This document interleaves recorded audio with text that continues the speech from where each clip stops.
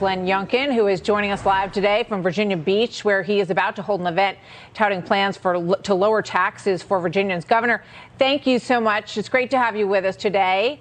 Thanks for joining us. Thank you, Martha. I want to start by asking you about. It's great to have you, sir. President Biden is in your state today, and he's talking about expanding spending programs, the BBB, and sort of reviving that. Why do you think that is what's on his agenda today in your home state? Well, first of all, everybody wants to come to Virginia now, Martha. We're getting taxes down. We're improving education. We're getting our economy moving. We're investing in law enforcement to get crime down. And we're standing up for our constitutional rights. So I invite President Biden and everybody else who wants to come to Virginia because it's an exciting place to be right now. I also am very excited about the fact that Delaware, his home state, actually just decided that they were going to allow parents to make decisions whether their kids are going to be masked or not. And that's what we're pressing forward in Virginia. We've been leading on this for a year. I'm so excited. We have a bipartisan effort to bring that about in Virginia. So I welcome him to Virginia, and I hope that he has a great day. Yeah, but in terms of what he's pressing, he wants to expand spending at the federal level.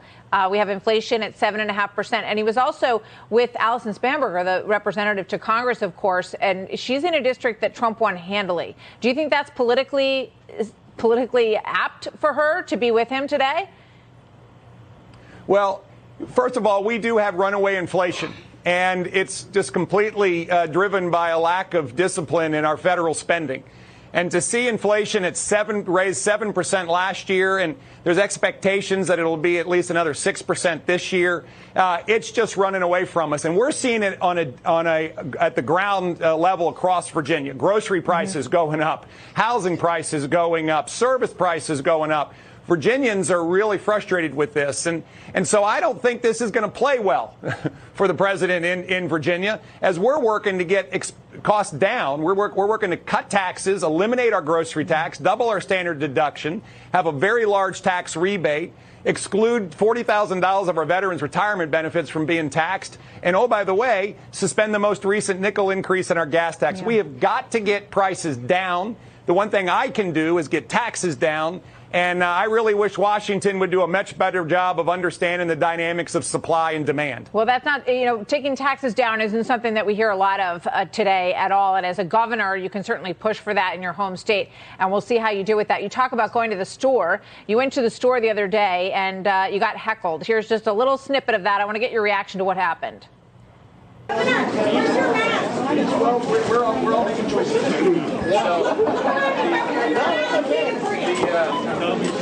Read the room, buddy. So you didn't have a mask on, and I love that last person who says, read the room, buddy, you're in Alexandria. What did you think about that?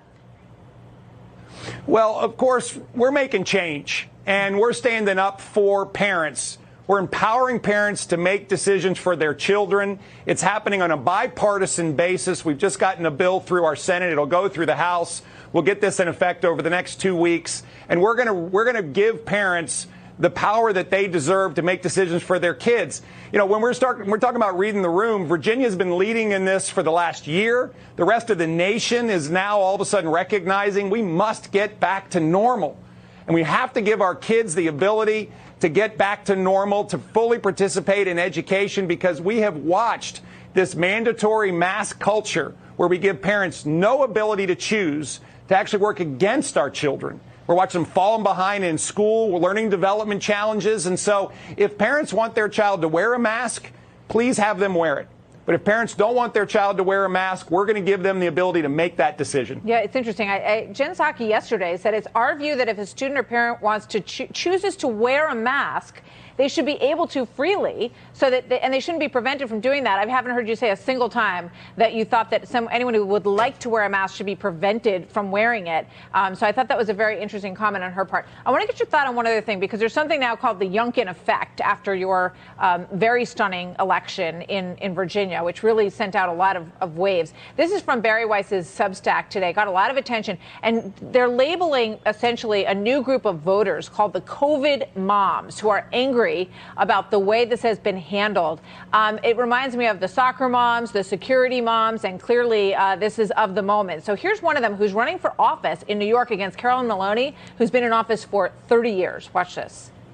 You can be 60, 70, 80 years old and go sit in a restaurant indoors for hours and have a meal together, but my 5-year-old can't have 30 minutes with his friends at recess and play without a mask on and run without a mask on. That makes no sense. That's not science. That's politics. And I am not alone in New York City in being a parent that's just fed up with it.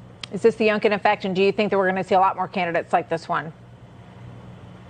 Yeah, I do. I think that the idea that parents matter isn't a new one, but it's one that the Democrats forgot about. We're listening to Virginians. It's one of the things I'm doing today is listening to families, listening to parents. And I encourage Democrats to listen to the folks that elect us, because what we're hearing over and over again is that they need politicians who are going to go to work for them. And what we're seeing over and over again right now is that the school boards aren't working for parents and kids. School boards are working for the education unions. And here we have school boards that are actually making it hard for kids to come to school. They won't let them come to school. This is exactly what parents across America and parents across Virginia are standing up and saying, no more, we're going to elect different folks. Governor, thank you so much. Governor Glenn Youngkin, good to see you today. Thanks for coming by the story. We'll see you soon, sir. Always great to be with you, Martha. Thank you. You bet.